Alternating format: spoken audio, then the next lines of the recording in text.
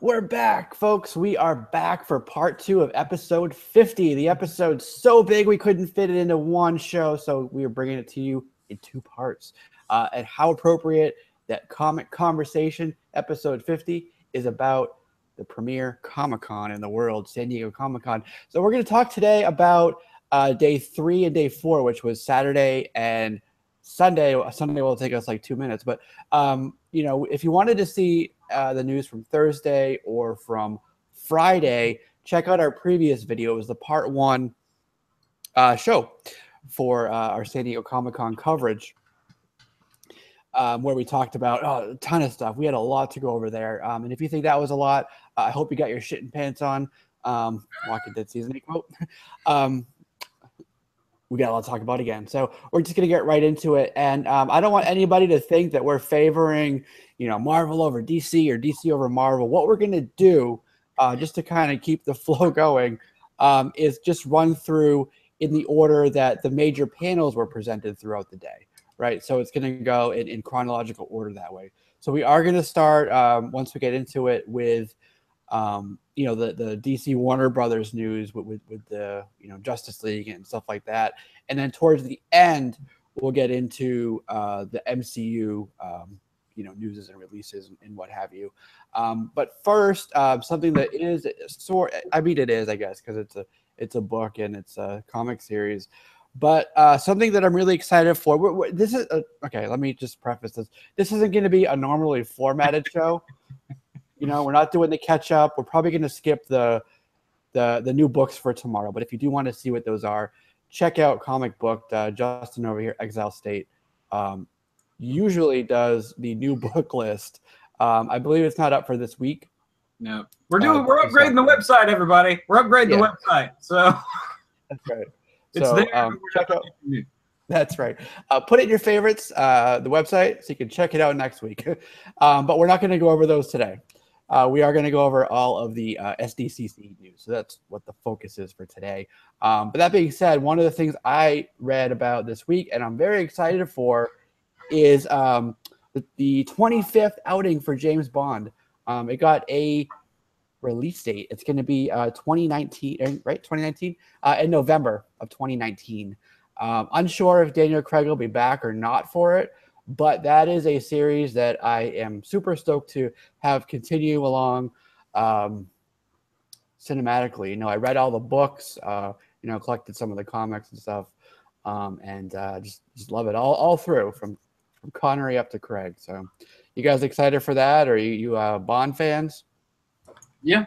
I'm like you said. I'm excited. They announced it. I mean, I figured they would. They've all been successful recently anyway.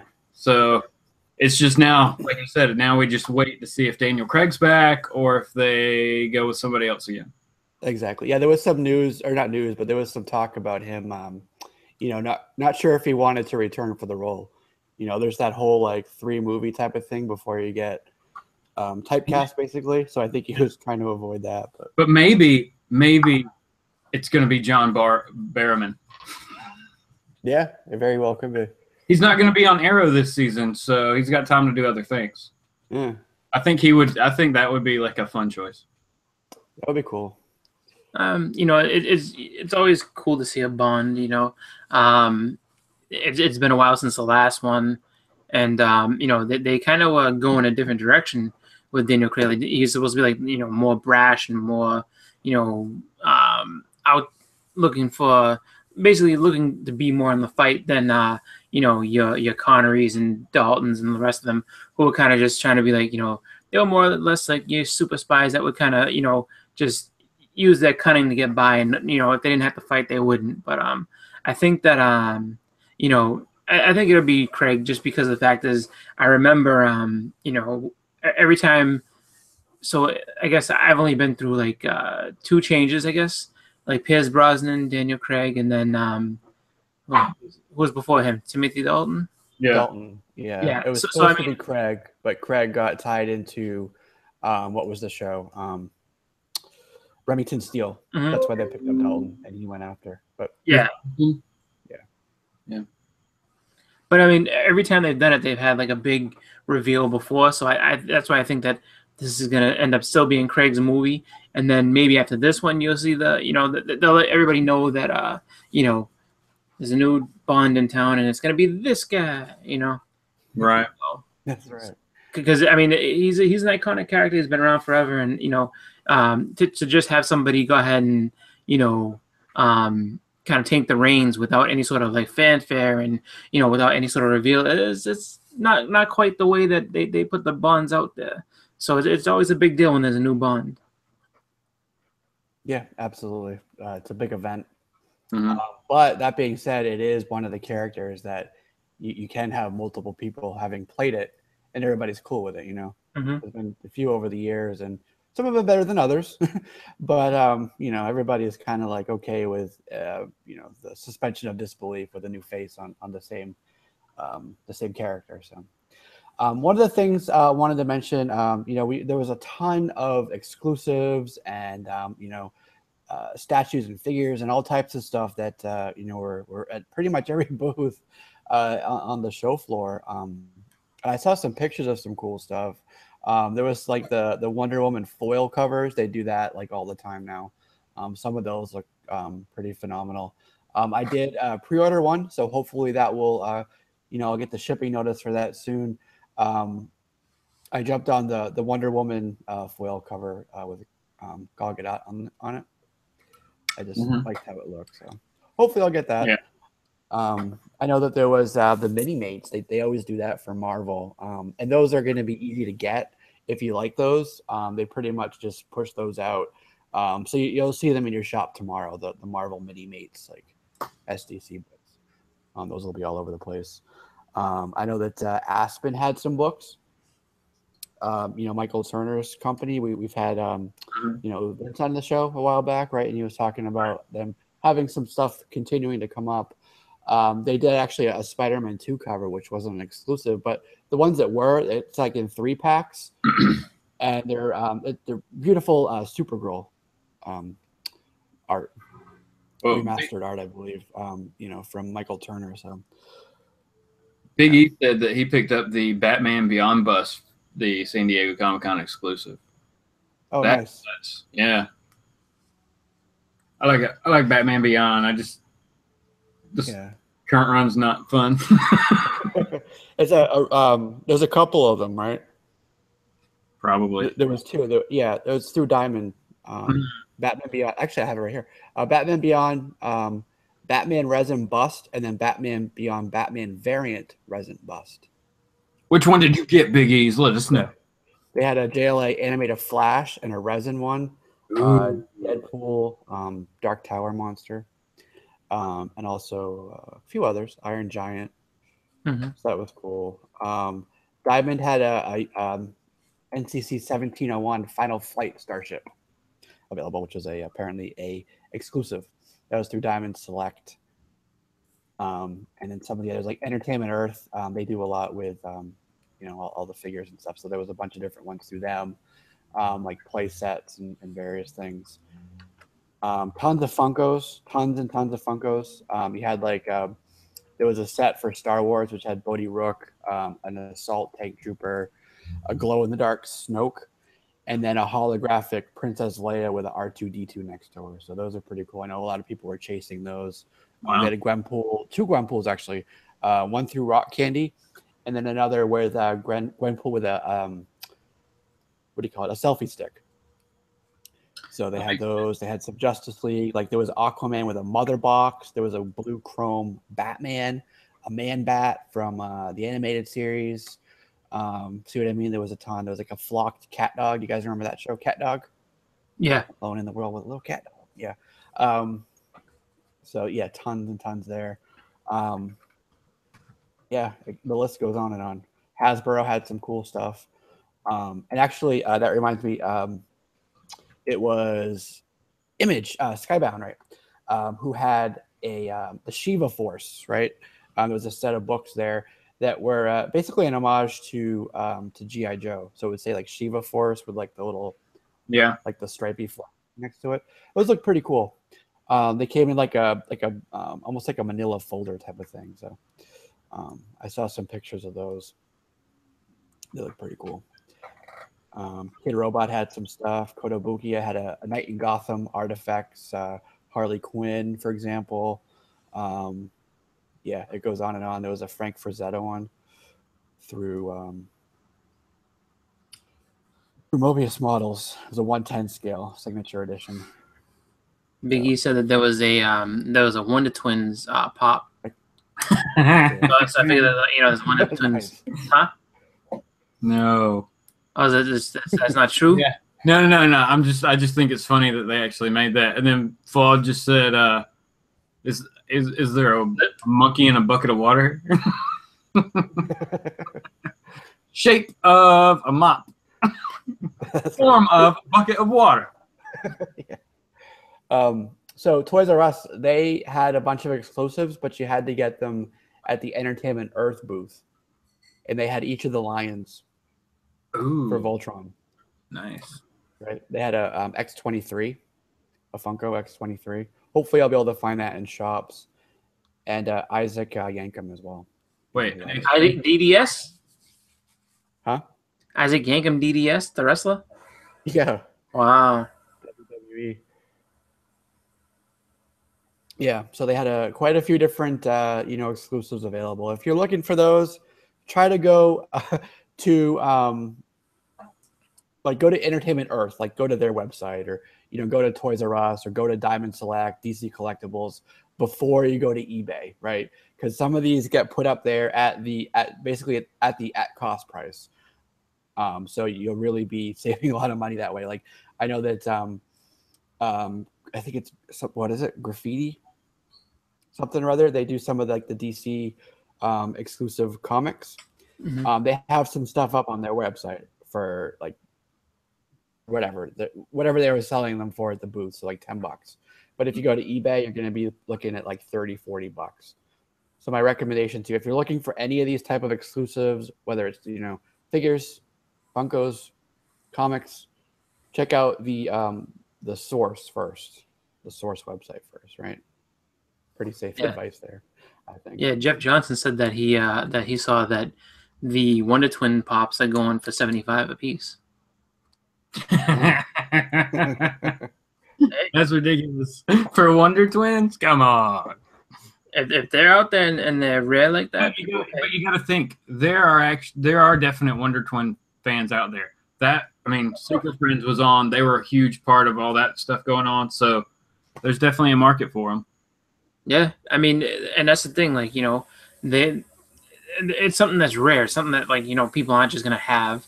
And if it's an exclusive, you know what I mean, it makes people want to have it all that much more. So, you never know. As much as people like, oh, that Wonder Twins, haha. But it's just like, hey, somebody got them, and and someone's like, I need to have every pop imaginable. It's just like, guess what? We got these two right here. These two you don't have. So, people willing to pay that money. Yep. Yeah, you got to collect them all. No. So a couple other panels that went on. There was the Cup of Joe.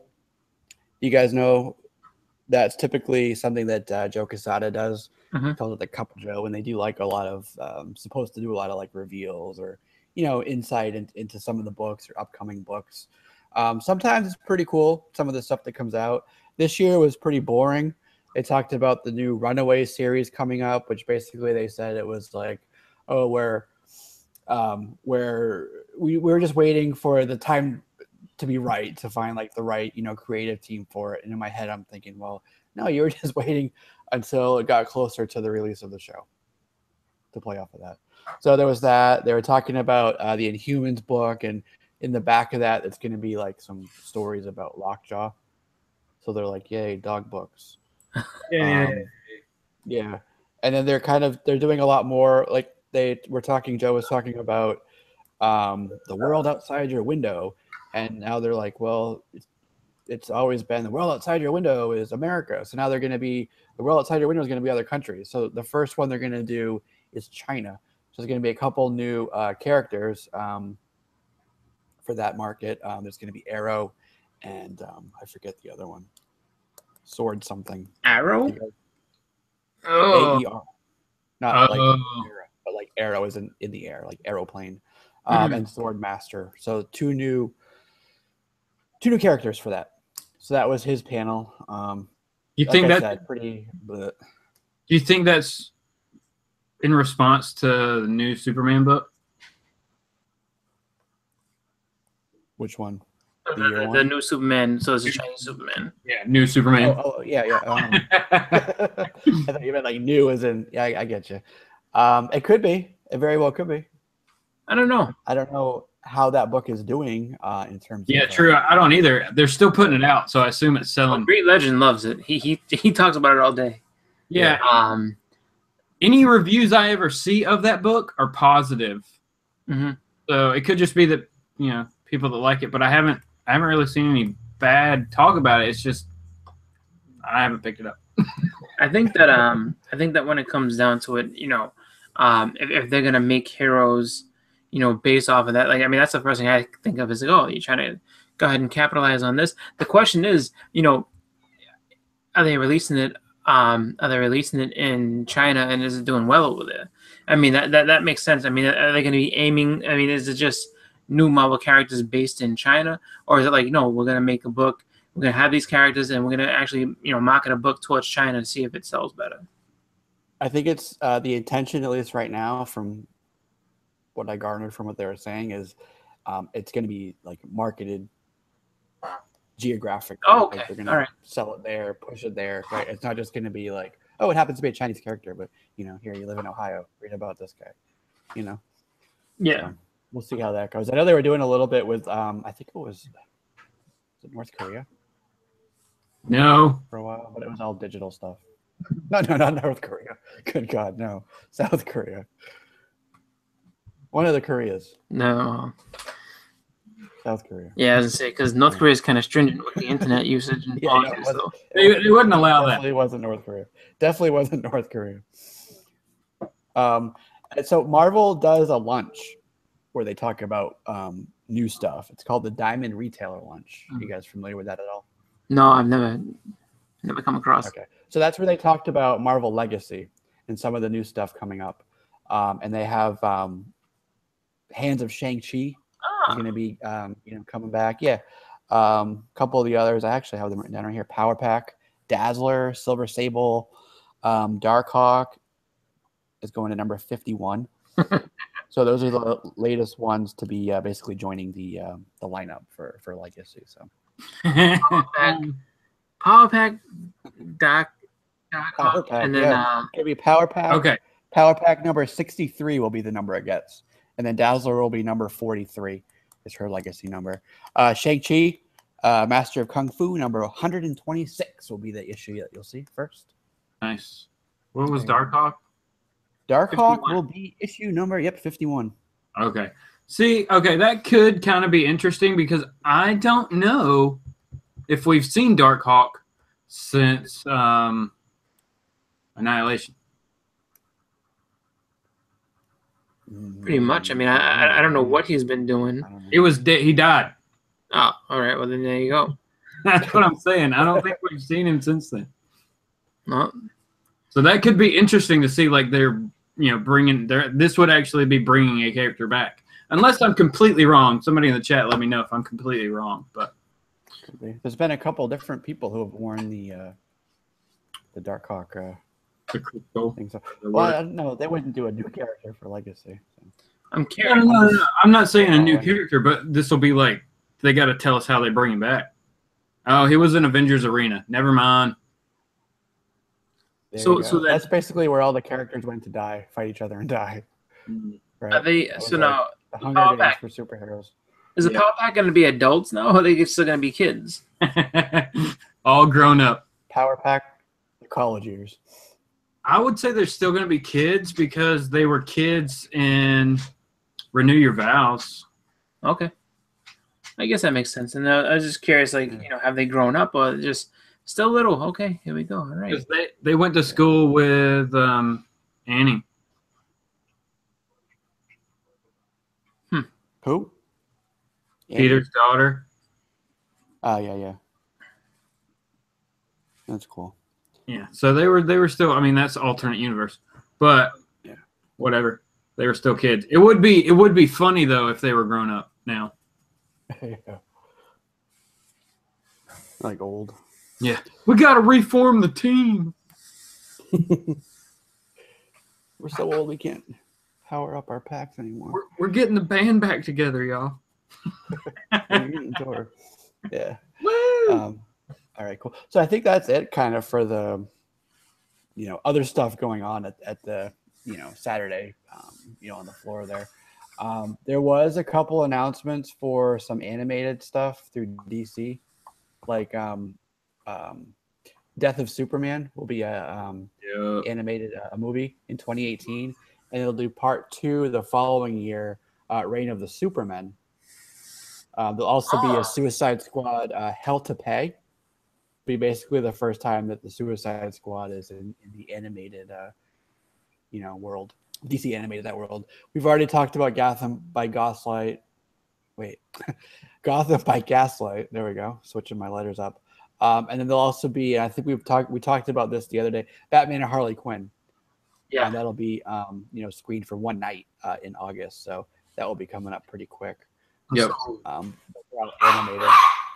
So they're officially, I guess, rebooting, or not rebooting, but basically erasing away the Death and Return of Superman movie that they had done a few years back, where he fought Doomsday, supposedly died, came back. There was no Reign of the Superman, but it was just kind of like, one of his robots like took care of him or something like that.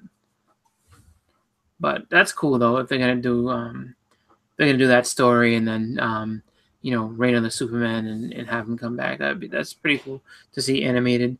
Is it going to be in the same style as how Justice League was, or are they kind of gonna, I guess, do it like more realistic, kind of like how like Justice League Dark was?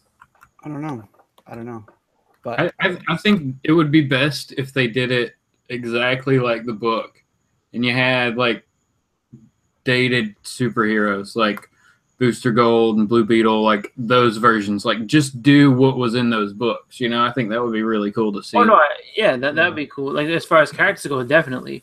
I'm just curious if it's gonna be more cartoony style, or if it's gonna be like kind of like where they went with like kind of like how that newer style of movies is, kind of like how Killing Joke was, and they've all been that way for the last like several years. So I would think they're going to continue that. That seems like that's what their in-house artists. Yeah. This is what I see in this is it's their second chance to do Doomsday properly. The one where there was multiple Doomsday and Superman just killed them all real quick. Yeah, that, and then the live action one. Well, the CGI'd live action one. Yeah. Animated better. Well, because it's not Zod. True. Yeah.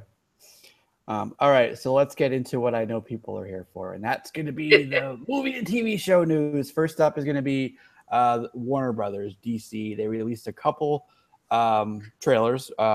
We did the Blade Runner 2049. Do you guys like the Blade Runner stuff? Yeah. It looks a little different. I like that. I like that how they kind of tie it together, where it's just like Harrison Ford is telling Ryan Gosling, is like, dude, I was you before. Like, I know all this already. And Ryan Gosling is kind of like, that the new up and coming cop who's kind of like, I think in his own way, just a little bit too, like, he thinks he's too savvy for what's going on. But I think Harrison Ford's gonna have to school him on what's going on. So I'm looking forward to that. Yeah. I love the first movie. I think it was great. Ahead of its time too, really. Oh yeah, very visuals. So hopefully this will do that justice. Hopefully. Yeah. I mean, there's a lot of room for it not to. I mean, if you look at the Alien franchise, I mean, Alien, as much as those movies like the prequels have promise. The last one wasn't that good. Prometheus wasn't horrible, but it wasn't it wasn't completely great. I think it suffered from the fact that they try to keep it under wraps. Like, oh no, it has nothing to do with Alien. And it's like, oh no, this has everything to do with Alien. Yeah. But it's tough right now. A lot of the buzzwords, the tentpole movies, right? A lot of those have really been sucking this year. The sequel ones are the ones that should have been a continuation and like a big success. I always go back to Pirates of the Caribbean. Edwin will be here shortly, folks. I know y'all are waiting for Edwin, so they'll be on shortly. Well, Pirates' problem is that just that they basically try to reboot it completely, or they try to reboot it, but then tell you it's a new movie. That's where you get the problem there, because I mean, literally, if you've seen the first Pirates movie, this is the exact same premise. There's a an army, a dead army that's mad at Jack Sparrow that needs to, that wants to get revenge on him for whatever reason, and then he's out there trying to avoid them, and then he meets a young guy and a young girl who eventually end up becoming love interests, and that's how everything goes. And it's just, I mean, literally, it's the first movie all over again. That's the whole reason why I was like, I'm not gonna watch this. I already seen it. I own it on DVD. That's right. Yeah, they've just gone down. Yeah. Before we get any further, we got to do some shout outs to the folks in the chat. We got a lot of people there. Spectacular Spider Grandpa, thanks for coming, hanging out with us. And you guys, big sort of health scare with him over the weekend. So really glad he's doing well, recovering well. He got through that, and he's on the upside. So shout out to him. Not easy what he went through. So I'm glad to have you with us. Jason Smith is here. Eddie, the comic guy, as well. Nice to have you. G-Pep, G. Paulius Peters here as well. Kingdom Comics, I saw you. Comically Flawed, of course. I saw Jackio as well in the chat. And I saw Blackpool earlier. Jeff Johnson as well. Biggies, we were talking about a couple of his comments. So, yeah, a lot of people in the chat, a lot of comments, too. It's hard to keep up. NLC, I can't forget NLC. And if I missed you, go ahead and leave a comment, and I'll read it next time. Comic Crick of Castle Hills, I see you as well. Very cool. And J-Rod as well. J-Rod. What up, what up? All right. Glad everybody's with us. All right, next trailer we'll talk about is going to be Ready Player One. You guys, first, did you guys read the book? No, I didn't even know it was a book. I have. Read the book first. Yes, I have. I have like a third or fourth print of number 1 and a first print of number 2. Okay.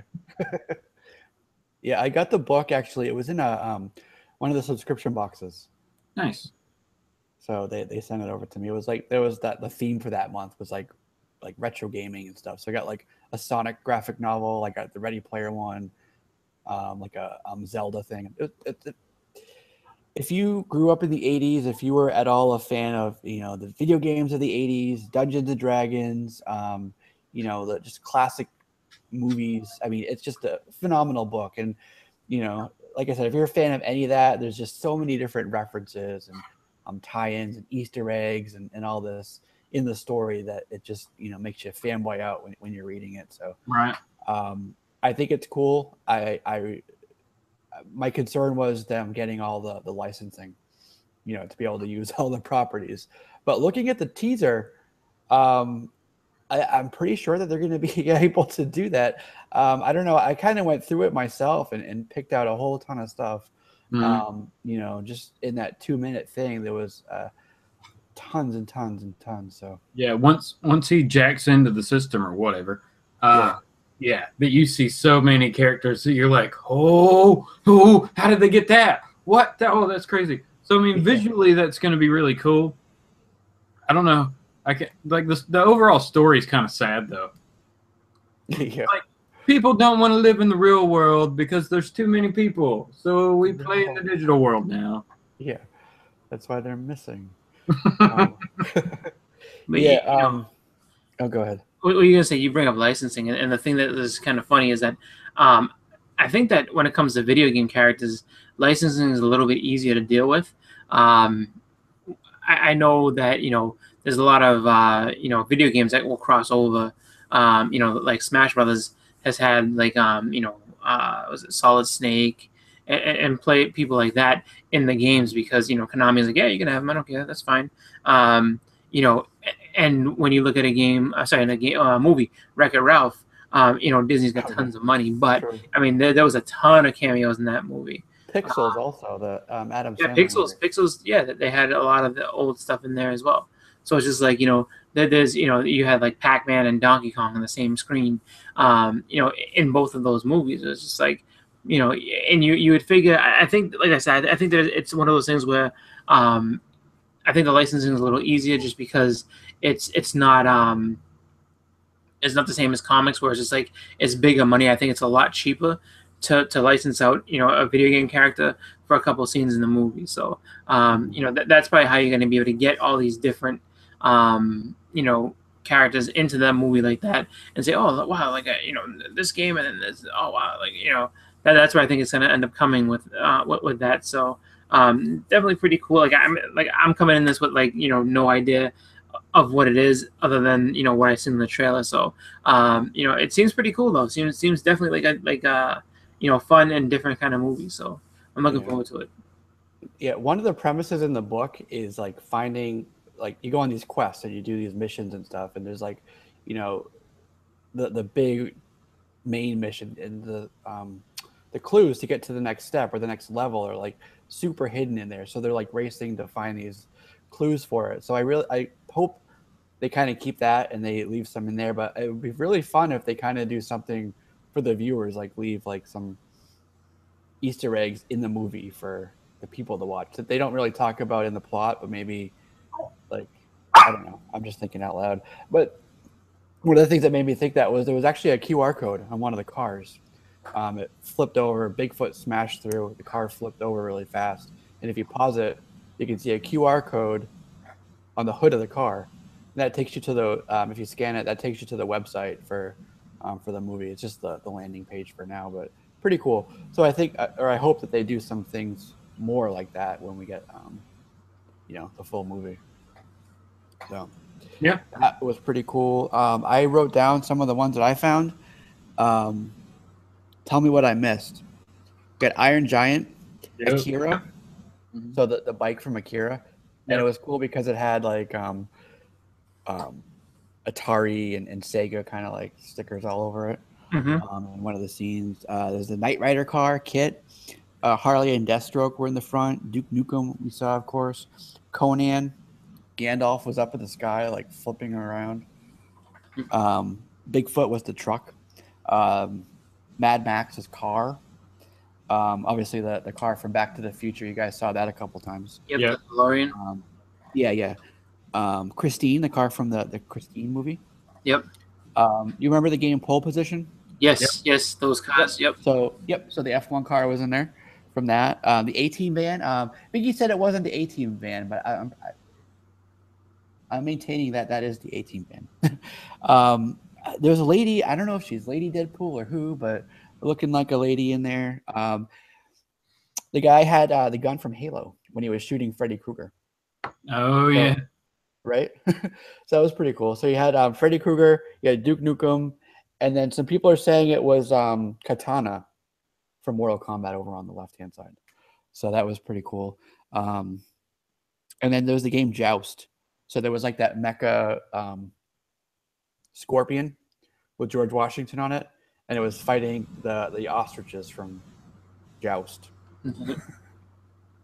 So that was a lot, and that was like just in a 2-minute teaser. Imagine what the whole movie's gonna have. Yeah. The Mega George Washington, I think, is from BioShock. Yeah, with the laser scorpion. I think so. Yeah. I think. I mean, like I had to check it out again just because, like you said, there's so much in 2 minutes. It's just like you're bound to miss a bunch of stuff. You're like, what the hell? Yeah. Laser scorpion. Laser scorpions. Yeah. All right, let's get into the Justice League trailer. That's a big one. Yeah. Yay. That's what she said. All right, talk to me about the Justice League trailer. What did y'all think? I mean, there was a lot going on, but it looked really cool, though. I'll give that, I'll definitely give that the credit. Like, it looked really cool. As far as, everything concerned, I think that, visually is going to be a pretty cool one to see. The hardest thing is going to be the story, whether it's, going to stand up to, what everybody's hoping and expecting. And then I'm wondering, is it kind of still going to be a springboard for something even bigger as far as, what their plans are with the DC universe? Because, we all know that Steppenwolf is definitely, he's a villain, but he's one of the, Darkseid's generals, but he's not Darkseid. So, there's a lot of potential for this to really be a really fun movie to watch, both visually and then story wise too. So I'm excited to see where they're gonna go with it. Yeah, I think it was great. I think that they're finally getting a good handle on the tone and the feel for what this movie should be. Like the last one was darker, and they were talking about a while back. It's sort of a three-parter thing. BVS, Batman versus Superman, being like the lowest point, like the most depressing point, and now getting into Justice League. After that, it's going to be more, it's lighter and more hopeful and more optimistic, and just kind of the look and the feel of it, and them putting in some of the jokes, which you may think they're funny or not, but I think that they're going in the right direction with the movie, and I think with Joss Whedon kind of wrapping things up for them. Yep. Zack Snyder. It's in good hands. Exactly right. They did go back. They're spending like 2 months and a good $25 million. They're doing some reshoots. Yeah, for the movie. It's creating some problems. Like for example, with Henry Cavill, he's actually doing the next Man from Uncle. Mission Impossible. Oh. His character in there has a mustache. Yeah. So the studio, I think it's Universal, they said, nope, you got to keep the mustache. That's non-negotiable. So he has to go from there with his mustache over to do the reshoots with it, and they have to like digitally remove it. The funniest part. Yeah. It's funny seeing him in the suit with the mustache. It's like, like literally, it's like your 1970s like hockey player mustache. It's just like, it's funny. It's funny. I laughed when I first saw it. Yeah, exactly. It's pretty funny. So, who do you think Alfred was talking to at the end? Oh, that's a big speculation everyone keeps talking about. Whether it's Superman, whether it's whether it's a Green Lantern, Damian Wayne. It could be so many different people. I think that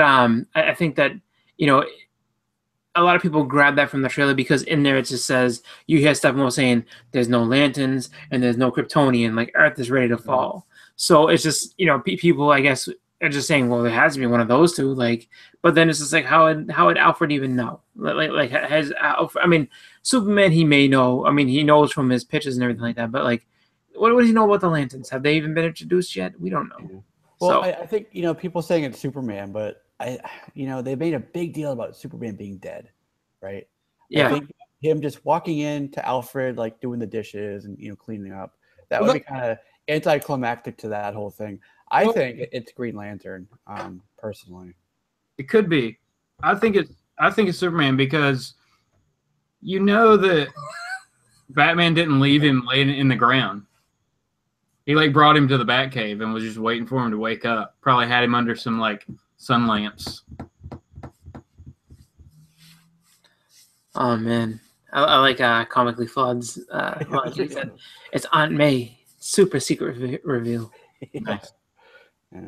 Yeah, a lot of people wanted it to be Nightwing, but I don't think that's going to happen. Well, what's Nightwing going to do? That's my point. Is he's not going to turn the tide of a battle against. I knew you'd come. You're right, Alfred. I would never abandon you guys in your time of need. Right. Let Nightwing take care of things. Yeah. That would be my Steppenwolf is. I think Lantern, but more specifically Hal Jordan. I don't remember it too much, but I kind of got the feel like maybe it was a villain. Was I wrong? You're wrong. Yeah, no, it's definitely something that would help. Alfred, I don't think would be so calm if it says I knew you'd show up. He also kind of Yeah, I think I would have to agree with whoever said Superman. Yeah, I don't know.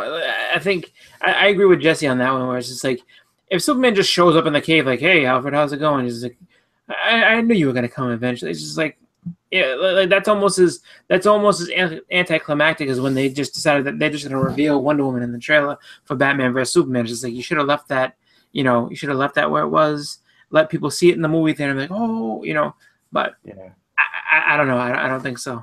Here's the thing. I think they're gonna leave Superman for they're gonna be fighting Steppenwolf and they're gonna be beaten down and it's gonna look hopeless. and boom, that's when Superman shows up.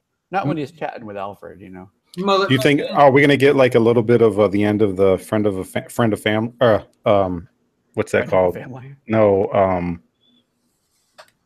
Funeral for a You know, friend. for a friend. funeral for a friend. Yeah, Death of the like family. we're kind of going to get the end of that before we get into the whole Justice League thing. You think? I think so. It made it seem like they had something like I think only when they talk to each other.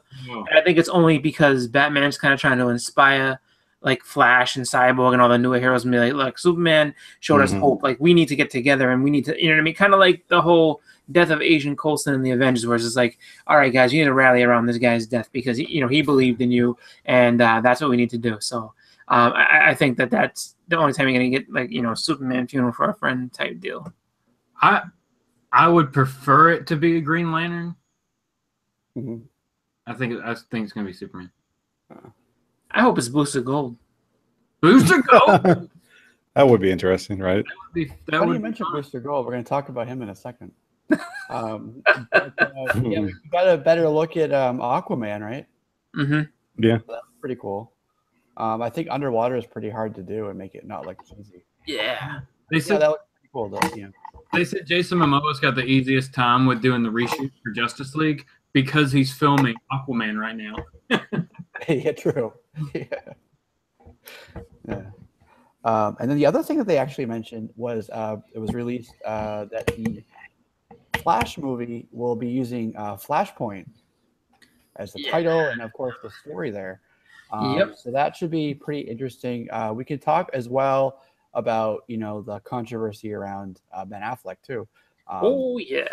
But in terms of Flashpoint, that would be interesting. It definitely an interesting story for them to pick up on. And one of the things that I thought of, and I read about it too, was Flashpoint Paradox. Yeah. Did you read that? Yeah. You had Thomas Wayne as Batman, and that was Jeffrey Dean Morgan from Batman v Superman. And then his wife was the I Joker. forget her name, Laura Cohen. Martha was the Joker. Yep. So what if in this Flash movie you have Jeffrey Dean Morgan and her as Batman and the Joker, and Batman gets killed in the alley instead of them?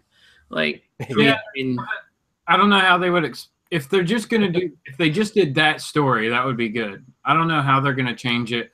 Plus, we've already had a Flashpoint in the Flash TV series, so yeah, I don't know. hey, I honestly, I think it's just, I mean, the most obvious reasoning it seems as far as with the whole Ben Affleck controversy and everything is because the studio may be looking to basically hit the reset button on a lot of stuff and be like, all right, look, gotta start fresh, gotta change some things over, gotta throw Ben in the trash, and then get somebody new out there.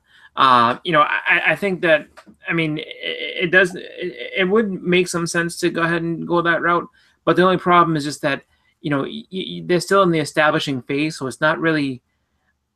I don't know if it's really a smart idea to be like, all right, look, let's just reset everything because and start fresh after this movie, and then keep most of everybody there, and then just change a couple of things here and there as far as characters or casting is concerned, and go forward. Like that doesn't. I mean, I think honestly, I think the DC kind of needs to just stick with what they have, and then once they get all the characters out that they want to do, and it's to a point where you can probably kill off. A Batman in the movie and then reset it. That doesn't, that I think works a little bit better. I think it's a little bit too jarring to be like, here's Flash's first movie on screen. Oh yeah, and then we're gonna reset the whole universe with it. Wait. It's like weird. It's an easy plot device to change people up if they need to. Yeah, I mean, you have multiple Batman.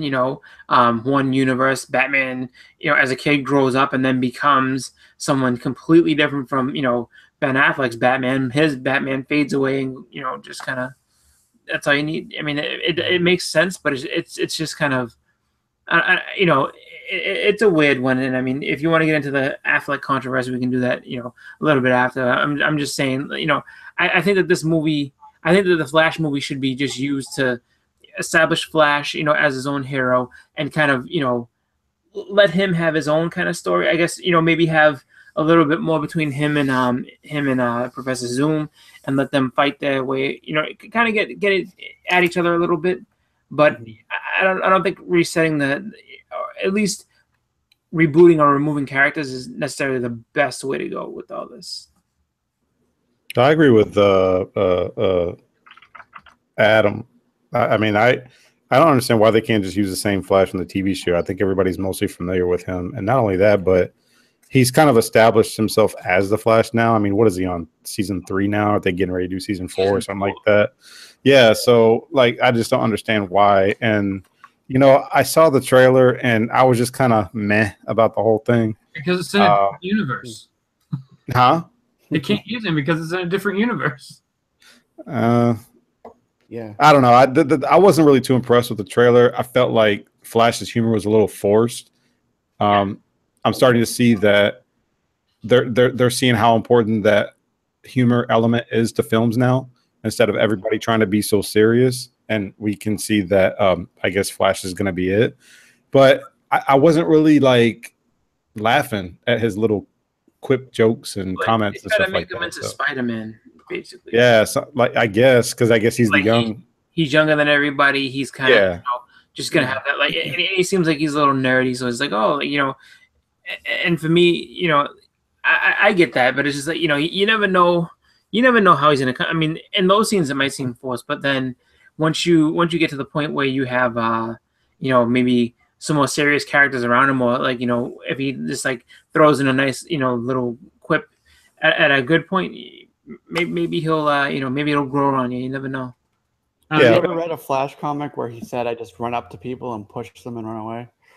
Or whatever that. No, I read that. Yeah, exactly. But he seems more like a little bit of the Wally West from the League animated series. Yeah, he seems a little bit scared to be the Flash. He doesn't seem like, but like Flash, Barry Allen's always been confident. That's the one thing I've always seen from him, is he's a confident Flash. Like he's never been like, really like nervous about using this. And Wally has a little bit of nervousness here and there, but he outgrew that as well. But I mean, yeah, it just seems like, they're trying to make him really timid, and even though he's probably one of the more powerful characters in that movie, he's still kind of just like, oh guys, I don't know what I'm doing. It's just like, we don't have time for that shit. It's like Justice League movie. Let's go. Tom Holland to Tony Stark is kind of like Flash to Batman, In a way. Yeah. Yep. In terms of, that learning curve that, he's new to it and everything. That's what it seems like. But I don't know. Yeah, I mean, I'm still excited for the movie overall, but yeah. I am too, but here's one of the reasons why I think it was kind of rushed. I think that, with the exception of Thor Ragnarok, a lot of the trailers they were showing are for like movies for like next year.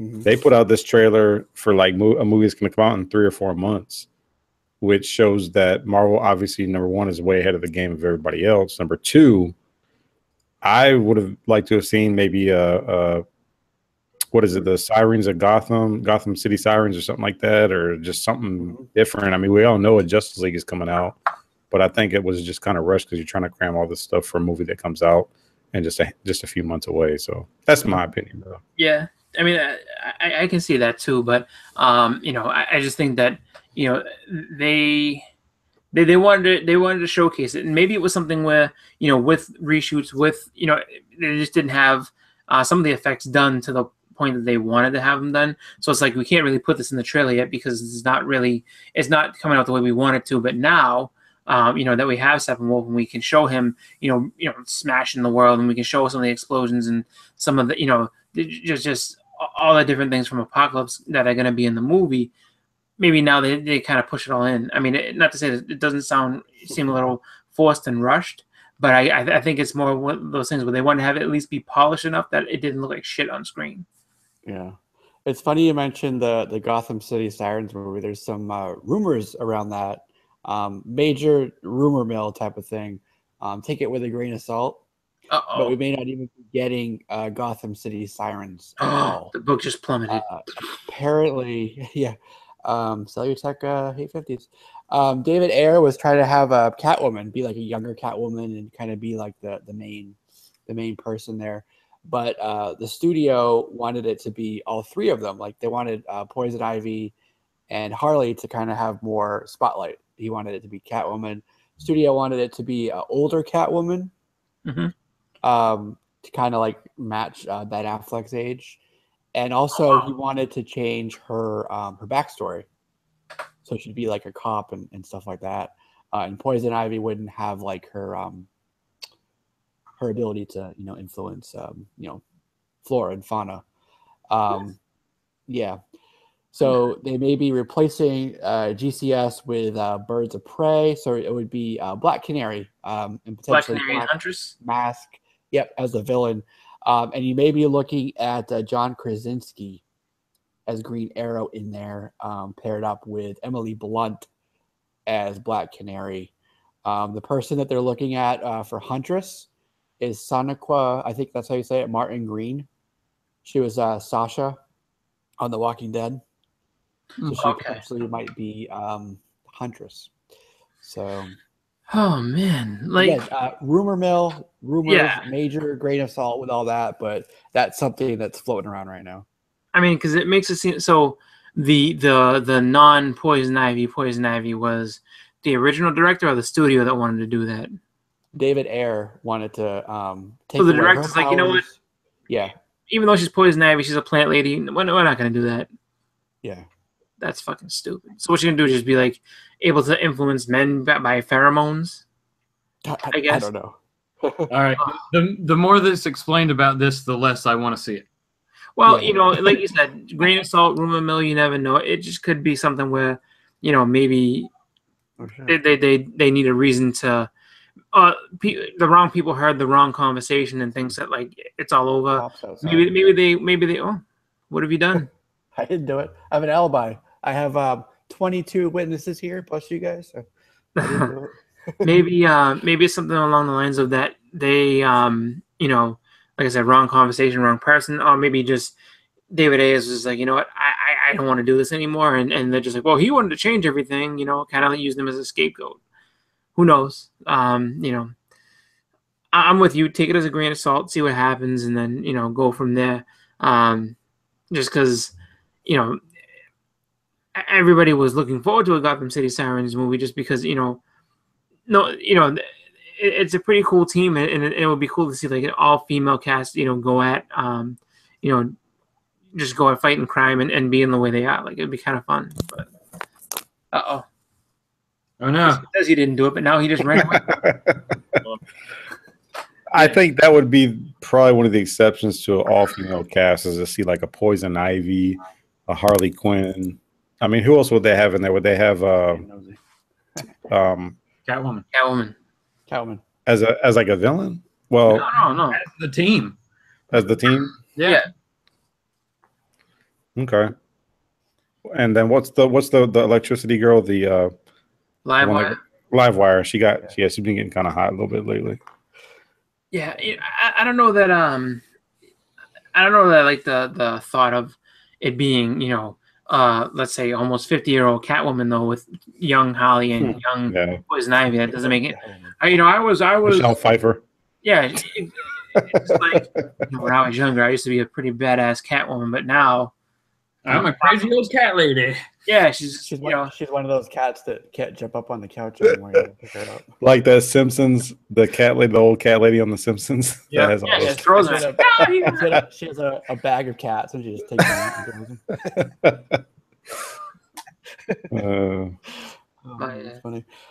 Cool. So I think that's a pretty good coverage. Oh, did you want to talk about Ben Affleck? I don't think we touched on that. I mean, Ben Affleck. So the way I see it, Ben came through. I mean, the next day after hearing the rumor that he was, as I like to say, being pushed in the trash, and that was it.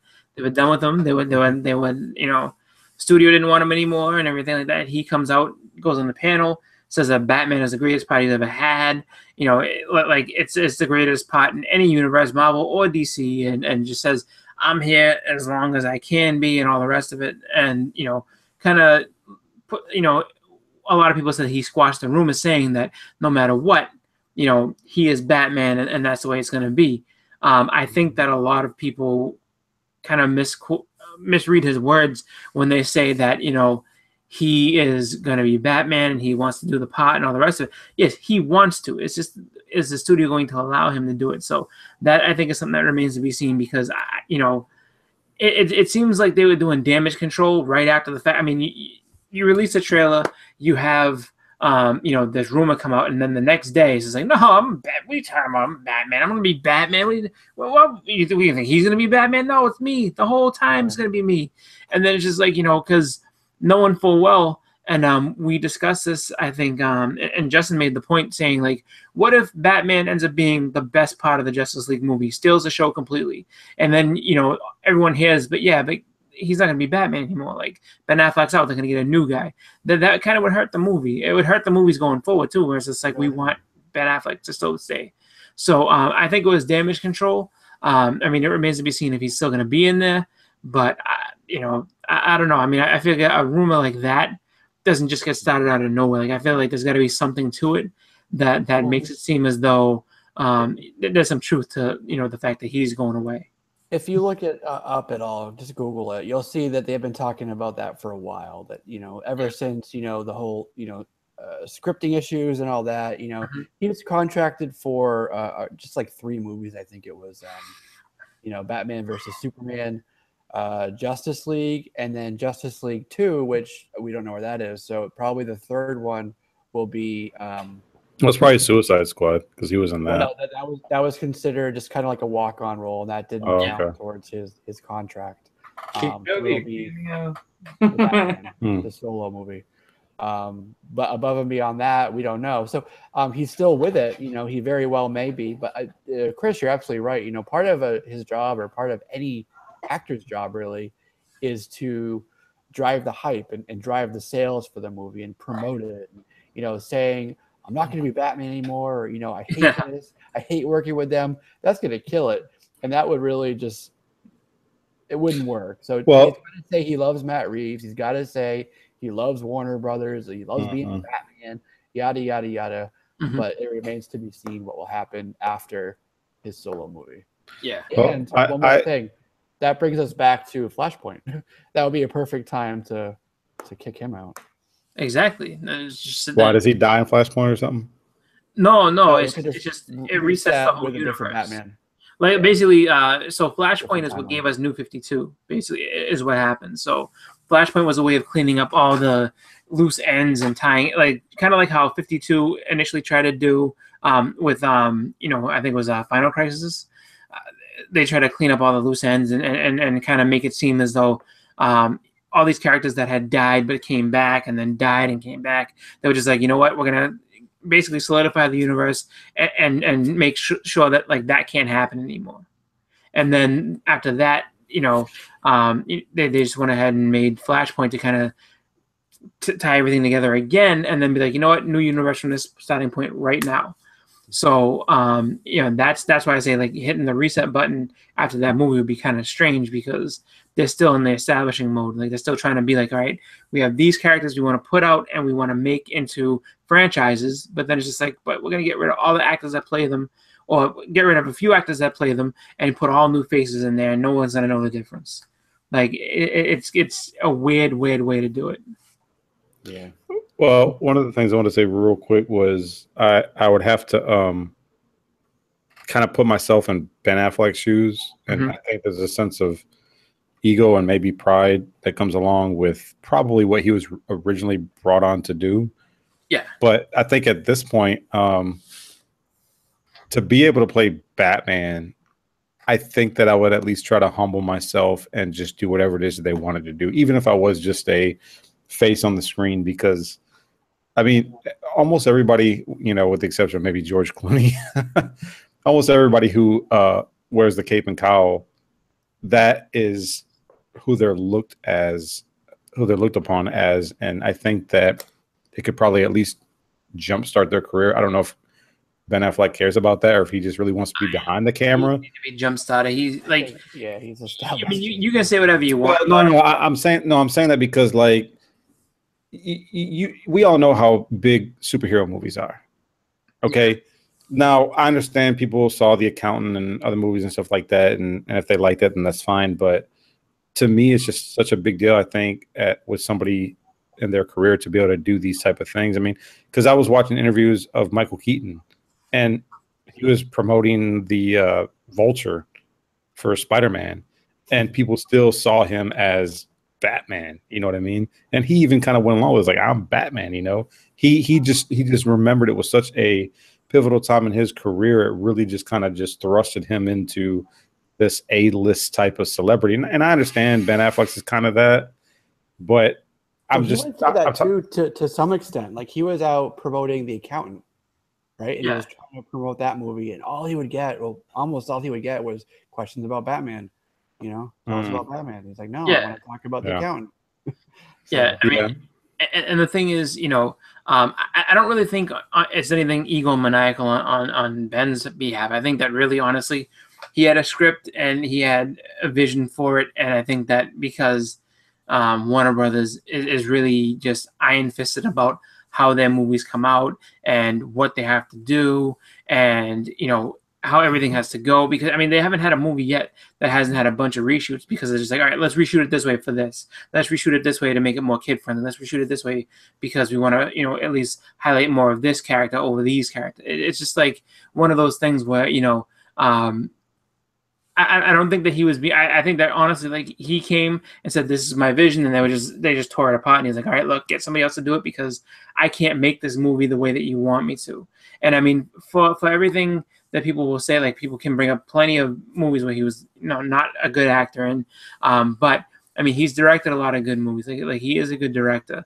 Argo. You know, a lot of people forget. You know, I mean, what really, you know, catapulted him into stardom was it Good Will Hunting, because he directed that. I mean, that was like one of his first movies he ever did, and he directed it with Matt Damon and everything. And it was just, huh? Oh yeah, he was in Mallrats and everything. It's just, but that was the one. It's just like, you know, here's a guy who, I mean, and to his credit, it was a big deal. You know, to also kind of put it in perspective, though. I mean, he really was just only playing himself. It wasn't like here's the thing, though. I don't know for sure, but this is what I heard with Michael Keaton. Why he didn't do Batman 3 was because he didn't get the $10 million that he wanted from Warner Brothers. And when he was no longer Batman, he pretty much fell off the face of the map. I mean, what did he do after that? I mean, he might have did a handful of things, but I can't think of Jackie Brown. He was in Jackie. But Jackie Brown was such a small role, and I mean, he just, I don't know. Now, I'm not saying Ben Affleck would fall off the face of the earth, but he would just probably just kind of creep back to behind the camera. So, I mean, Ben Affleck's he's a for the most part.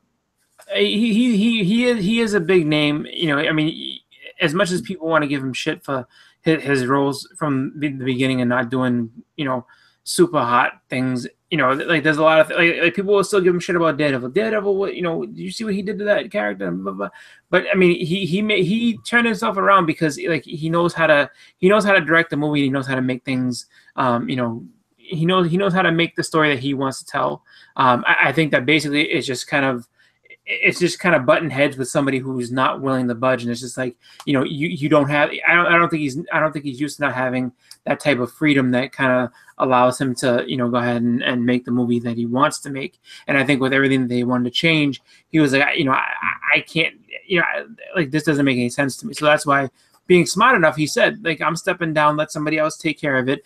I'll act it out, just put it together, and I'm ready to go. And that's what he's still waiting to do. Yeah, and I know, Jess, you want to move on from this, but real quick, when you look at the budget for a movie like Batman versus a budget for a movie like The Accountant or whatever else, Argo or whatever, you're probably talking about a drastic difference in like hundreds of millions of dollars in budget difference between those types of movies. Yeah, I mean, we'll see.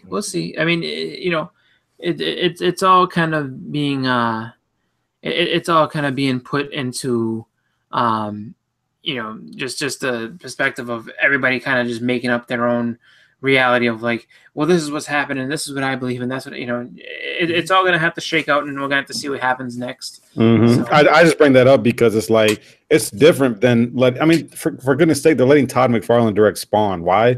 Because he only has a $60 million budget. Now you get producers that are giving him a $250 million budget. He's not directing it. They're going to get somebody else to direct it. And I think that's kind of what you're seeing a little bit here with Ben Affleck. Well, I mean, he also has Kevin Smith on as a producer to help him out. So it's something where I think that I think that he's pretty much helping to he wants to tell the story he wants to tell, and he's going through the studio that he wants to make it and everything. So he has, I guess, the freedoms that he wants to try to make that movie. I mean, had he tried to go to a bigger studio, they might have more restrictions on him and tell him like yeah, you can't do these things. Like, I'm sorry. Yeah. But it's gonna be what it is. So we'll see. But let's let Jesse move to the next, because he's got the schedule going here. The next thing is going to be Krypton. Did you guys see that trailer? What do you think about it? That's going to be on Sci-Fi. Yep. It takes place a couple hundred years before Superman left Krypton with the parents and everything. What the story, from what I understand, and I don't quite get it, but the villains from the present day. This is what they said. The villains from the present day. So you're talking about people like Brainiac, Doomsday. They mentioned Booster Gold. Remember I said we're going to mention him in a second. Mm-hmm. Booster Gold, Hawkwoman. They're going to be going back in time to Krypton to somehow try to prevent Superman from being born. Now I know they're going way back before Superman, but that was kind of the synopsis that I got out of that. But so what do you guys think of the trailer? Yeah, I know it's a little bit confusing because they're going back to stop him, but they're going way back.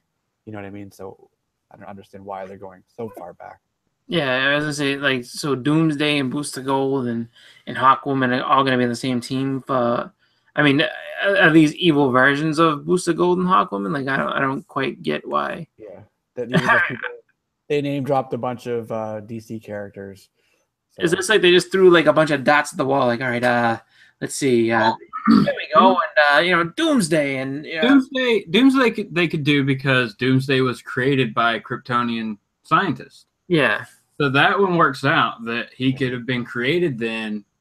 Yeah. And then that's when they send him off, so we don't find him till later. Booster Gold going back in time to stop Superman? That seems weird. Yeah. He's from the future. I don't know why he would want to do that. Oh, the only reason I could think is because if there wasn't a Superman, then he would get all the fame and glory. Because, I mean, that's his whole stick, was coming back in time to make money and be famous. That's true, yeah. Mm-hmm. And then Hawkwoman, I guess Hawkwoman is a lot older than what we know her as, because, I mean, being, those gods and everything, they've been, died and resurrected, over thousands of years. So, right, but that can make sense. Are we getting that Hawkwoman, or are we getting the Thanagarian Hawkwoman? A lot of questions. A lot of questions. Right now. Yeah, they gave us just enough to have a lot of questions. Exactly. Yeah. It's you know what? We want a lot of questions. We want to get the buzz. And you know what? That's a smart thing to do. Get the buzz up about the show, because no one knows what it's really about. They just know it's called Krypton. You have a really random and crazy sounding team together, and no one can figure out why they're together and why they want to stop Superman from being born. So, I'm excited to see a live action Brainiac finally. Yeah, that's going to be pretty good. Since the 90s, right? Since that Superman movie got canned, the Kevin Smith one. But you already know what the ending is going to be. I see it as a big emotional buildup, especially when you get that light, that red light that, all right, this is the last season, we're ending it. Then they have to build up to that explosion of Krypton, and it's going to be pretty emotional. I don't know.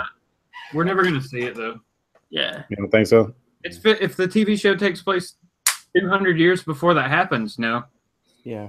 It basically, because it's so far removed from the present day sort of continuity, they can kind of do whatever they want. It's far enough away from everything. Well, you can, but the Kryptonians, they don't even have superpowers, because Superman is only Superman because of our Earth atmosphere, right? They're just people with advanced technology.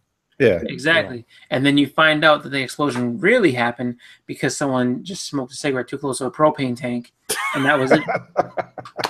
Yeah, their atmosphere wasn't conducive to that or something. Just boom. Definitely, it's a sci-fi show. But that being said, I'm still going to check it out.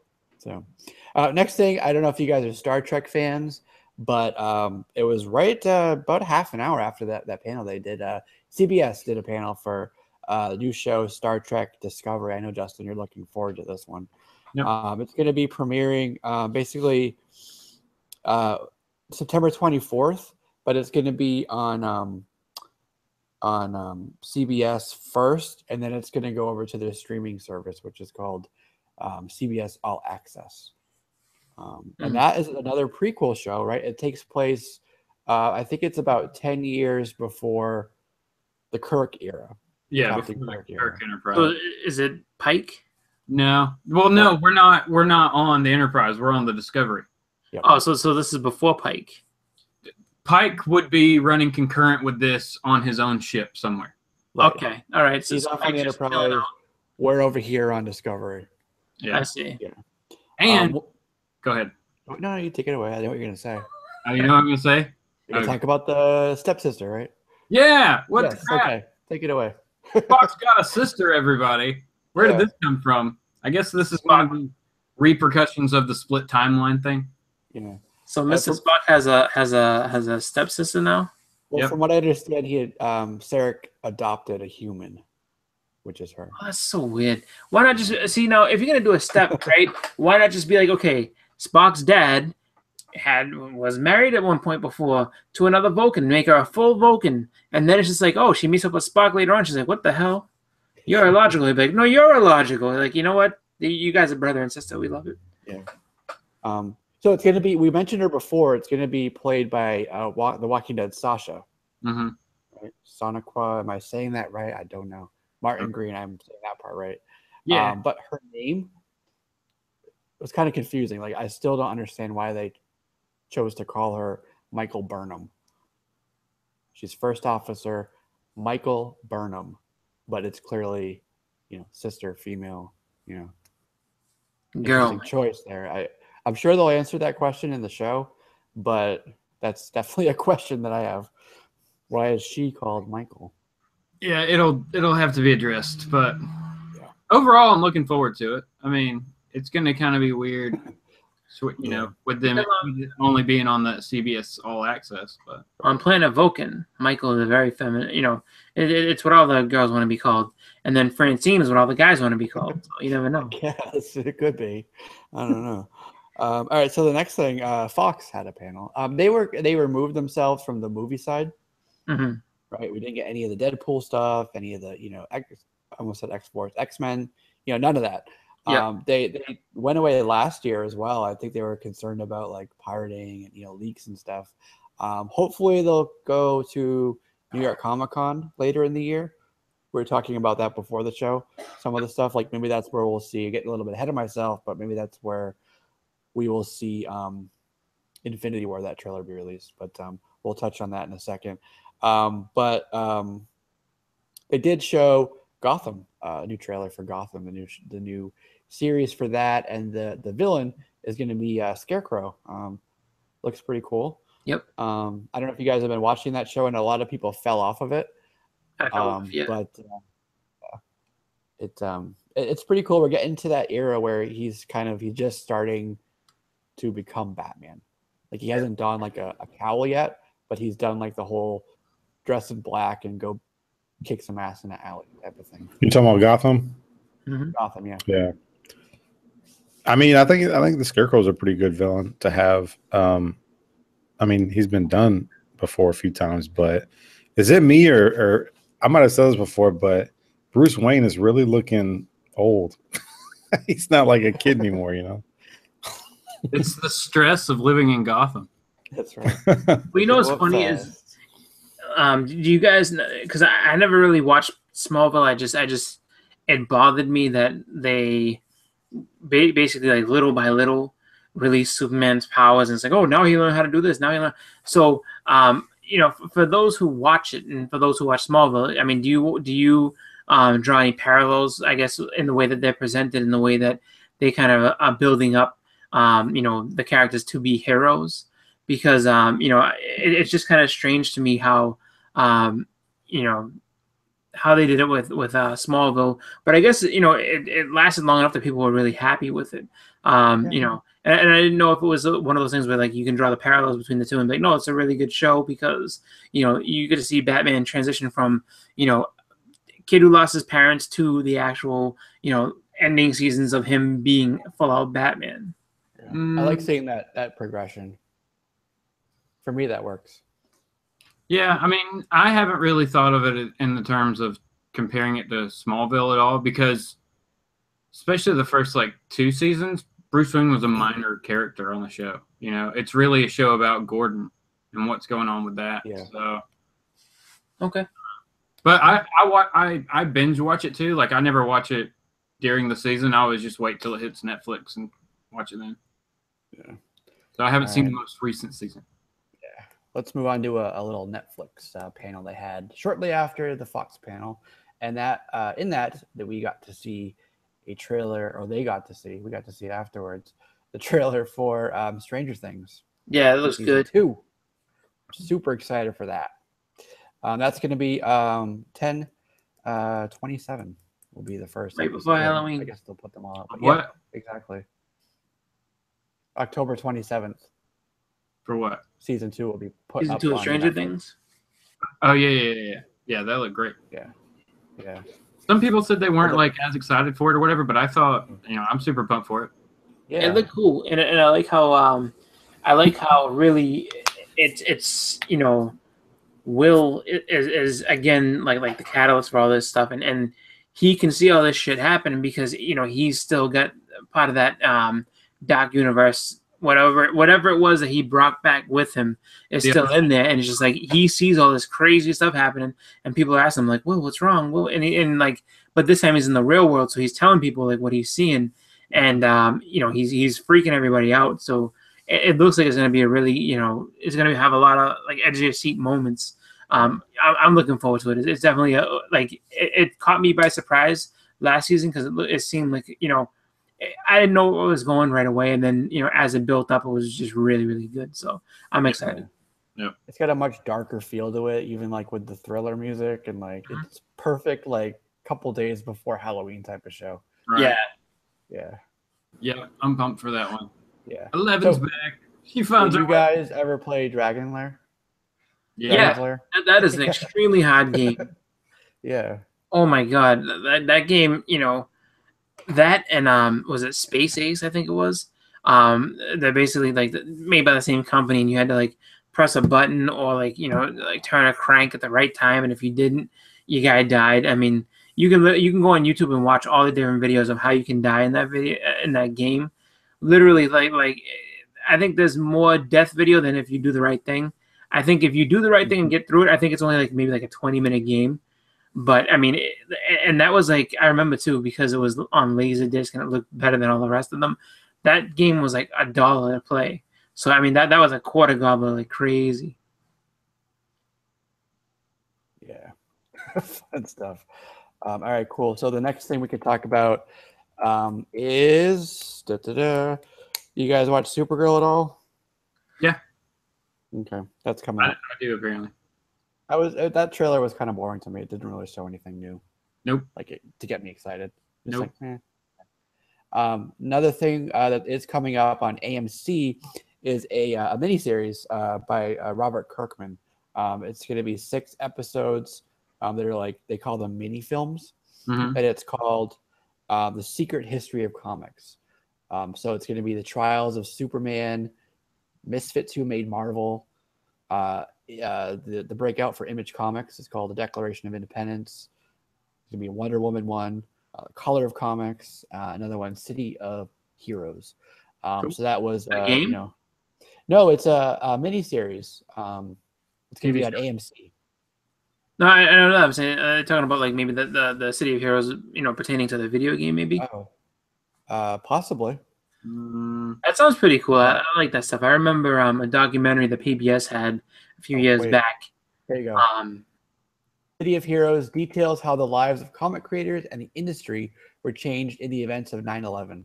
Oh, yes. All right. Talks about you know, people that he knew personally who lived there during those events. Oh, wow, that's cool. And then, you know, they'll get into like how they addressed it with some of the comics, like the famous 9/11 issue with Spider-Man. will be in there. So I'd be interested to watch that. Yeah. Like, how far down was that from like Marvel Studios?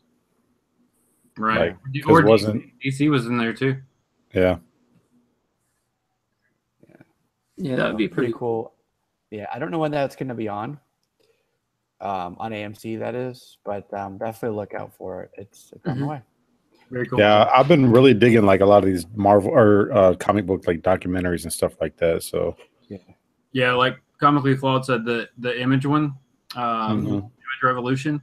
That one, that's bar none one of the best ones you can watch. If you haven't seen that, anybody out there, I recommend it. Absolutely. Well, I've been looking for it on eBay, but I can't find less than like $15. And I don't really want to pay for that because it's only an hour and a half, maybe. Yeah. Yeah. I saw it on Amazon Prime. I don't know if you have Amazon Prime, but they do have it to stream through there for free. Okay. So, or if you know somebody with Amazon Prime, hit them up. Okay. Yeah, Jackie, we skipped that. Nothing new really happened. Nothing there. But we will talk about next for CW, another show that they have, Flash, obviously. New one's coming up. It'll be on October 8th. Yep. Will be the premiere for that one. You know, we talked about when the last season ended, you know, with Flash being trapped in the Speed Force and everything. You know, Wally's going to be the kind of like the main character, at least for a couple episodes, but we get to see a couple of the new characters, right? The samurai guy, right? Baron Katana looks pretty cool. And then I believe it's the Thinker who will be kind of like the main villain. Is that right? I think so. Am I off there? Yeah. Also, Gypsy will be coming back, and the guy playing Gypsy's dad. Gypsy's the one that is kind of tied with Vi. Yeah. Gypsy's dad will be Danny Trejo. Oh, that's pretty cool. Wow. Oh, yeah. Yeah. So he's gonna be on the show, Nice. at least for a little while. But I like him as an actor. He's played some pretty out there characters. Yeah. So that should be good. All right, I guess that covers it for Flash. Let's get into the MCU. All right. There, a lot of stuff, some meat and potatoes we got to cover there. First, let's do Captain Marvel. Big news with that, you know, first look at Brie Larson. We got to see the Skrulls. They announced it'll be the plot used will be the Kree Skrull War. It makes sense for that. Got to get her powers somehow. Yeah, exactly. It is set in the 90s, and because of that, you know, Nick Fury will be in it. He will have both of his eyes. He won't have the eye patch. And people were saying that if you watch the original Iron Man when Nick Fury first showed up, he said something like, "Do you think you're the only one? Like you're entering a world that you have no idea about." He was actually, they're saying, referring to Captain Marvel. So it goes all the way back to that first, first movie for the show. That might be a stretch, but you know what? Yeah. So is that supposed to be like? I guess is she supposed to be the? I guess inaugural hero. I guess other than Captain America. I don't know. That's what we're gonna find out. But I don't like that they're doing it in the 90s because then they're gonna have to explain where she's been during all of this once she shows up in Infinity War Part 2. So, yeah. I mean, I'm excited for the movie. I just wish they hadn't done it as a period piece, you know. Crazy that the 90s were referring to it. Well, I know that was weird for me as I was saying it to do that, but that's pretty much what they're doing. Yeah, but it'll be interesting now that the Skrulls are introduced. One of the things with Infinity War, and we could talk about that in a minute too, is who's going to die and who's going to be left. Maybe some of the characters were actually or have been already replaced by Skrulls. So the ones that we see die may actually be the Skrull. I saw you talking about that, Jesse. How would Skrulls replace these guys? They can change shapes. Yeah. That's Secret Invasion. Secret Invasion, and then I think also They did it in what was it, the X-Men: The End. You know, in that book, they're pretty much responsible for killing most of the X-Men, and the reason being was because they hid in plain sight for so long, and then they just revealed themselves and let an all-out attack. Exactly. Yeah. So I mean, if you're gonna go ahead. No, go ahead, Justin. No, you're good. Well, I'm thinking that if you open that kind of can of worms, then you better be ready to introduce a whole nother, you know, species and universe, so to speak. Well, I mean, we don't know that they're going to go that far with it. I mean, they just might go with the Kree Skrull War, and then just kind of, you know, slowly ease into the fact that maybe there's a couple of you know, Skrulls that are out there that no one full out knows about that may have kind of, you know, taken some. I mean, I think it would be something where you wouldn't have them as heroes. You may have them as like world leaders or something. So someone's like, you know, why is this one acting erratic all of a sudden? Like, oh, and then you find out that, you know, there's been world leaders that have been Skrulls the whole time. Like, that makes more sense than it kind of like the Hydra reveal, where it's like, oh, like, you know, all these guys in the government were Hydra. Well, I didn't know that. I don't think it's going to be something where they're just going to, you know, be like, oh, but we've already got a you know, a basis for the Skrulls to show up, since they had like a Skrull body in Agents of S.H.I.E.L.D. already. So I mean, that kind of works. Yeah. And one theory was Iron Man, Tony Stark's been replaced when he went up into the wormhole during the Battle of New York.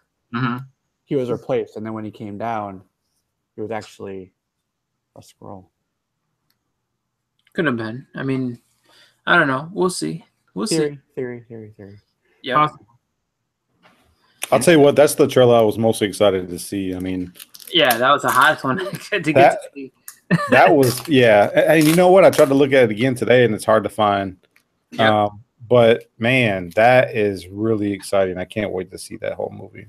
I mean, this is what I'm going to say. And, you know, that is going to be the bar that everything is going to be measured by, based on the fact that it looks, you know, I mean, they've put a ton into it. It looks like it's going to be really just, you know, really good and really well done. The question behind it, just like Jesse was saying, is, you know, there's going to be deaths. We already know that. Like, you can tell in the trailer.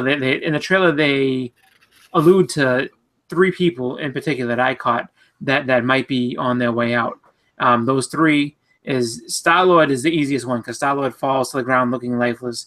His gun falls out of his hand, like he looks like he died. Then there's a point where Thanos has Thor by his head, and he's screaming, like not like, you know, he's like screaming in extreme pain. So it's just like looks like he might die. And then there's another shot where you see Spider-Man on the ground, almost in tears, and he's like, "I'm sorry, Tony, I'm sorry." So either he's dying or somebody that was close to him is dying. And then also, I think Vision's going to go too. I think he's going to get that stone ripped out of his head, and that's going to be the end of Vision. They showed a scene with him, but they were careful. There was he was behind a window or something. Yeah, they made it so that you couldn't see if he had the stone or not. Still, yeah, head, right. So that was pretty cool. And one of the things that people were kind of complaining about with Homecoming was that he didn't have his spider sense. But in the Infinity War trailer, you do get to see he's in the school bus, like the hair stand up on his arm, like that's his spider sense. So they addressed that, so that was pretty cool. And then, of course, the end with Thanos, and he's got the ring, he's got it up, and he pulls the moon down, and like just like. Well, see, that's cool. That's my whole thing with it. Is I think everybody's gonna die, and then part 2, everybody will come back. Nah, I don't know that everybody's gonna die. That's how it works with the Infinity Gauntlet. He kills everybody. Yeah. You know, smart him, and he part two has got to be an Infinity Gauntlet. Right. First you have Infinity War, then Infinity Gauntlet. Yeah, I mean, I think that there's going to be a good amount that die. I don't think everyone's going to die. I think there's going to be, you know, a pretty significant body count that goes away, and I think that, you know, whoever's left is going to end up being, you know, the ones that try to figure out how they can, you know, bring everybody back, so that, you know, for the big fight later on. The question is, and they haven't full out said whether or not Adam Warlock's going to be in there. Are they going to go that route where Adam Warlock gets the gauntlet and then writes everything? Because, I mean, in that comic, he's the only one powerful enough to like wield it and to take it away from Thanos and wield it. So I think that you have to have someone powerful enough to be able to use it. And I don't think that Doctor Strange is at least not in this time. I mean, maybe in this universe he's strong enough because he knows how to use the time gem. But I mean, I think you're gonna need somebody who knows exactly what they're doing. So but then again, maybe he has a gem on him. Yeah. Well, one of the things that Adam Warlock did was he distributed all the stones. He like hid them amongst trusted people, because he could keep it all separate. That was Crusade, I think, wasn't it? Yep. Yeah. So you can bring somebody back to life with the gem. Yeah, I mean that's the whole thing. Like Infinity Gauntlet, Thanos kills half the universe. He kills half. No, I saw that. And then with the snap of his fingers, he does it. And then Mephisto tells him, "Listen, because you're that powerful, why don't you tone it down a little bit and see how make it a challenge." And then I mean, and even when he's making it a challenge, well, everything he does is just to try to impress Death, right? Right. But that's the whole thing is it can all be reset with the time gem at any point. Hmm. I like how actually in the trailer, I wonder if we're gonna see the embodiment of Death, because in the trailer you hear Mantis say she's like Death follows him like a shadow, and it's just like like that I thought was a pretty cool just a pretty cool soundbite. And then also I loved when as he's being revealed and you see Star-Lord look like sad. He's like, oh man, like because he knows exactly who Thanos is. He knows exactly what's gonna happen.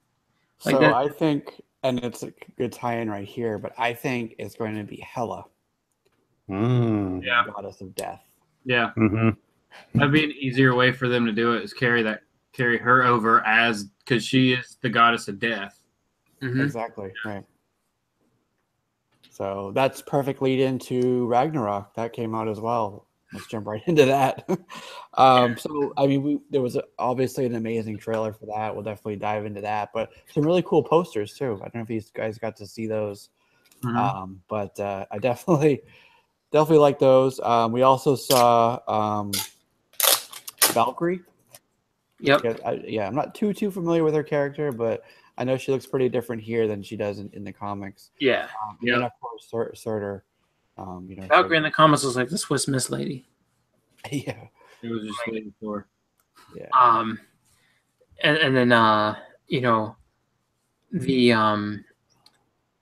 mean that trailer looked pretty cool too. I mean, there's a lot to it, and the fact that my favorite part of the whole thing was when they had Hulk and actually speaking full sentences. I mean, broken English sentences, but they were still pretty cool. Yeah. And he's just like, and you hear him and Thor going back and forth, and he's like, Hulk is like a fire, and he's like, we're both like fire. He's like, yeah, but he's like, you're like embers of a fire. Hulk is a raging blaze. I was like, oh my god, like they have that rivalry. It's really funny.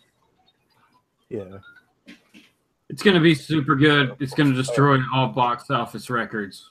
But know that there's going to be I feel like it's going to have a pretty crazy ending. It has to, because of how the trailer for the Infinity War opens up with Thor basically being out in the middle of space and smashing up against their ship. So I feel like does Asgard get destroyed? That's the question. Yeah.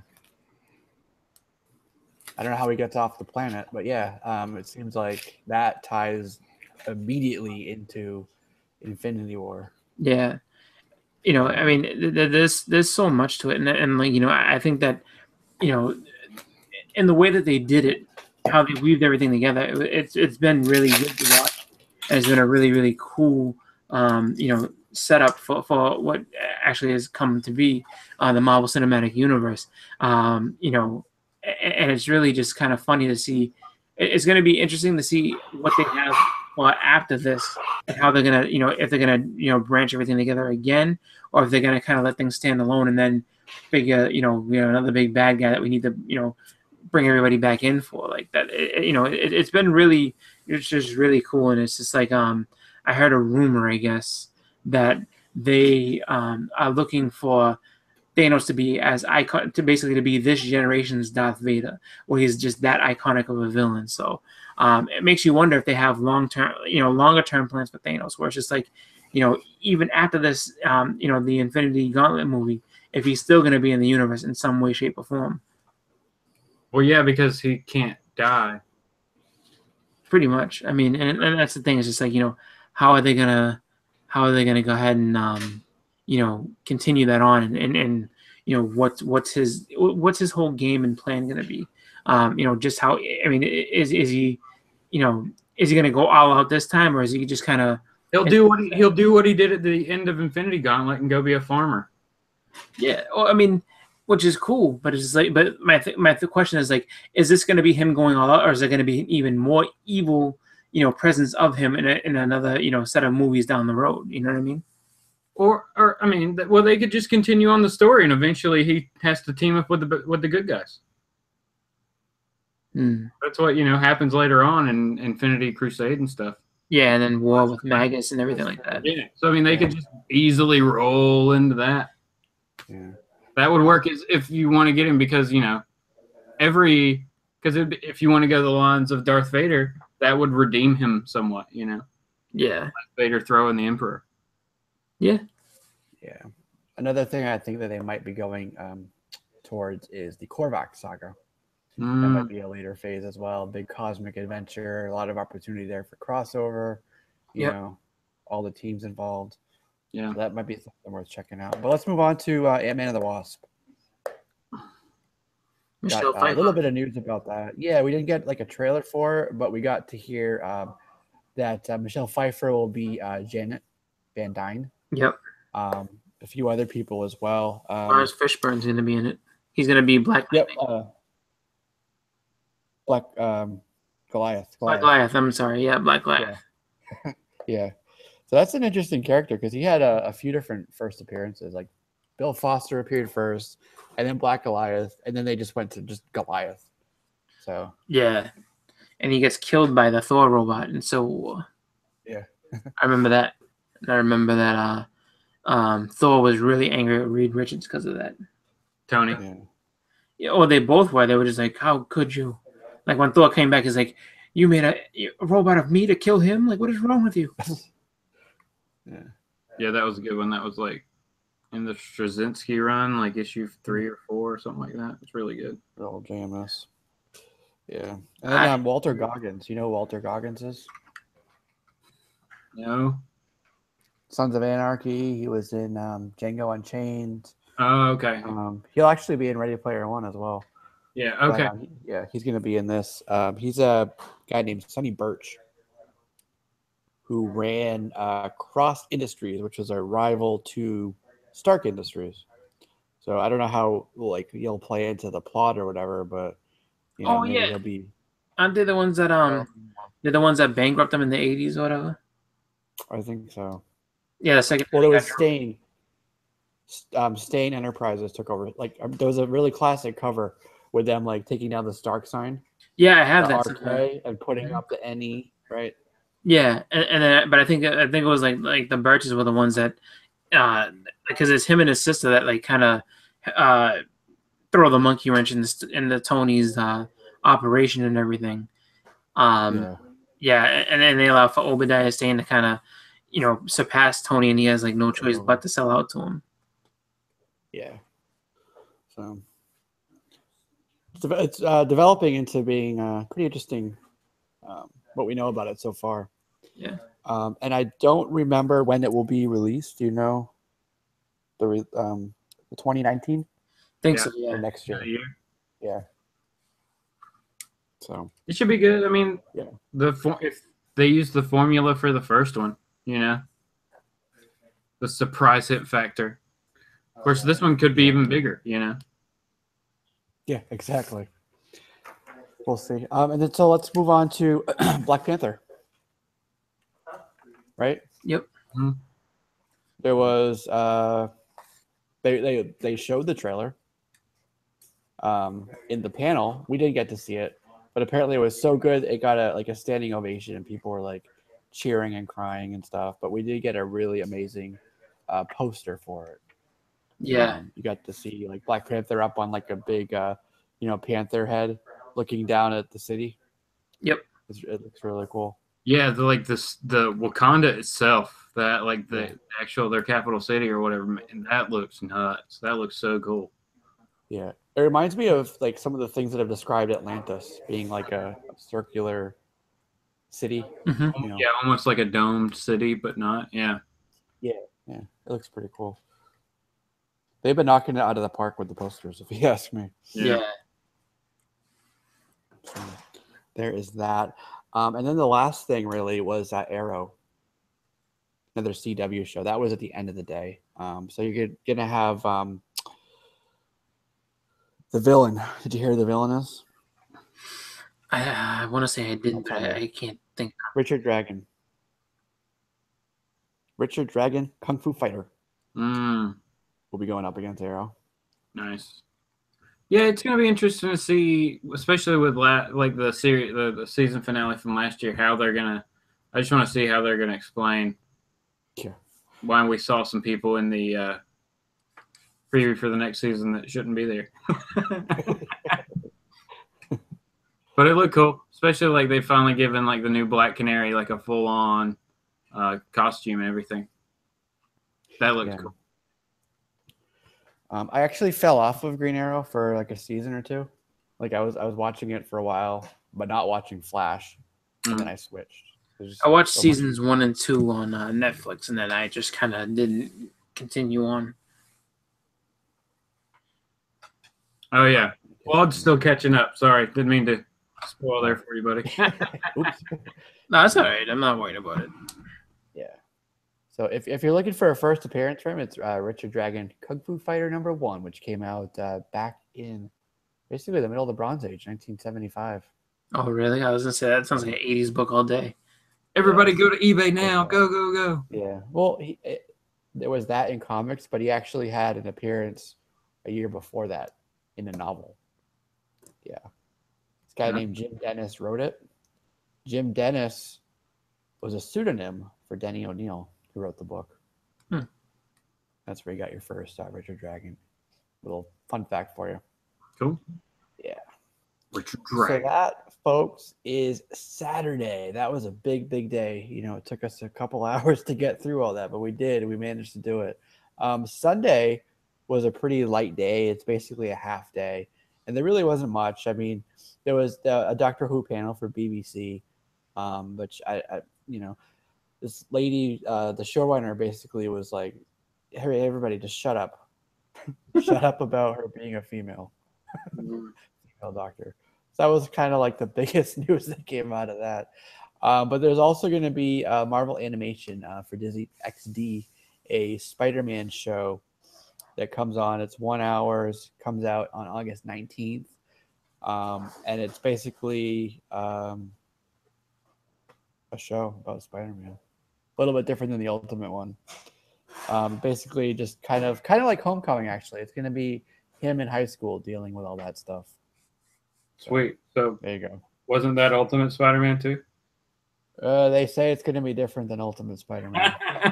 I'm just saying he was also in high school. Yeah. Ultimate Spider-Man wasn't that bad just because they introduced so many characters.